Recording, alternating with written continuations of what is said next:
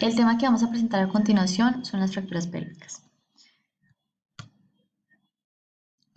Primero que todo, hablaremos del concepto anatómico-fisiológico. El anillo pélvico consta de tres huesos, los dos coxales y el sacro.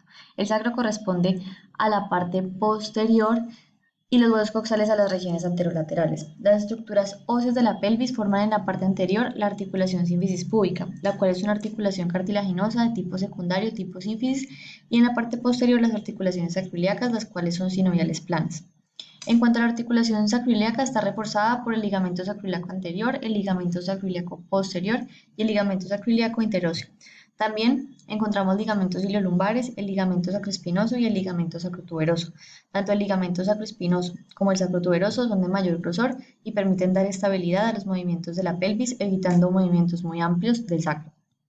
La articulación sínfisis púbica, por su parte, cuenta con un ligamento superior del pubis, un ligamento inferior del pubis, también llamado ligamento arqueado del pubis, un ligamento anterior que delimita y evita irregularidades anteroposteriores de los dos componentes del pubis y un ligamento posterior que delimita y evita desplazamientos del disco interpubiano.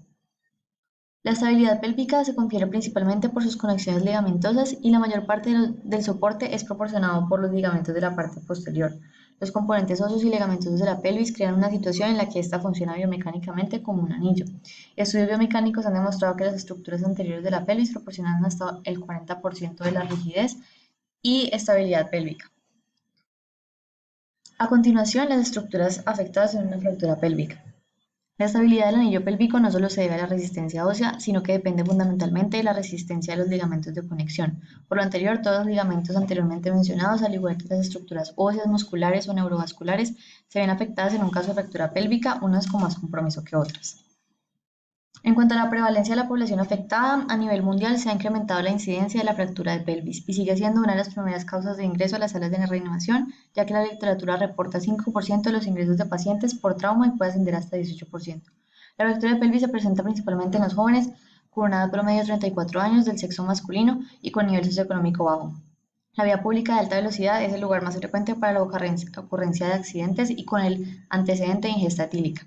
El principal mecanismo de lesión es el arrollamiento por vehículo automotor, presentándose con mayor frecuencia las fracturas tipo B de Tille, de inestabilidad parcial y asociándose el traumatismo torácico y el traumatismo craneoencefálico como lesiones agravantes. La mayor frecuencia de antecedentes en fin de semana por la noche con un tiempo de traslado al hospital de 1 hora. El tratamiento incluye cirugía. Posibles causas.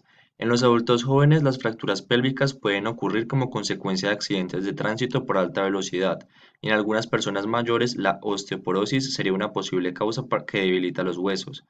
Teniendo en cuenta las causas anteriores, es indispensable para poder generar una clasificación y un posterior diagnóstico, reconocer los tipos de fuerza aplicada sobre la pelvis y la dirección de estas.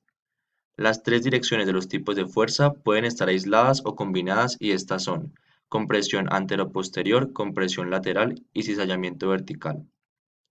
El sistema más comúnmente utilizado establece tres grupos: A, estable; B, inestabilidad rotacional pero con estabilidad vertical; y C, con inestabilidad rotacional y vertical. Consecuencias estructurales y funcionales. El resultado de una fuerza de compresión anteroposterior será la rotación externa de la hemipelvis lesionada. Inicialmente romperá las ramas del pubis o la sínfisis, después lesionará los ligamentos del suelo pélvico y los sacroiliacos anteriores, y si las fuerzas siguen actuando, romperán finalmente los ligamentos sacroiliacos posteriores, generando una pelvis completamente inestable. Los desplazamientos por rotación externa se asocian a potenciales lesiones neurales y vasculares con un alto riesgo de inestabilidad hemodinámica.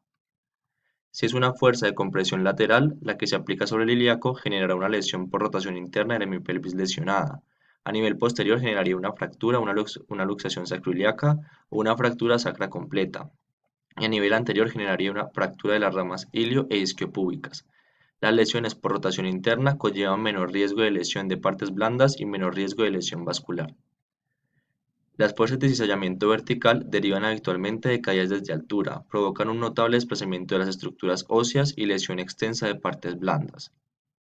Diagnóstico. En los casos de fracturas pélvicas inicialmente es necesario reconocer y tratar las lesiones que ponen en peligro la vida atendiendo a los protocolos del soporte vital avanzado en trauma. La presentación clínica de estos pacientes varía de la completa estabilidad hemodinámica al paro cardiorrespiratorio traumático. El estudio radiológico básico constará de una radiografía de pelvis y un estudio TAC, lo anterior acompañado de una correcta exploración física para detectar otras posibles lesiones. Esto para lograr clasificar correctamente la lesión, lo cual nos orienta a las necesidades y métodos de tratamiento adecuados para su estabilización. Posibles tratamientos. Los tratamientos pueden ser cinturones pélvicos, métodos de fijación externa, embolización, que hace referencia a la introducción de un catéter, y procesos quirúrgicos de fijación o de osteosíntesis definitivos. Conclusión. Como conclusión, podemos decir que las lesiones de la pelvis se presentan habitualmente asociadas a lesiones de otros sistemas, por lo que su atención inicial debe abordarse de forma multidisciplinar.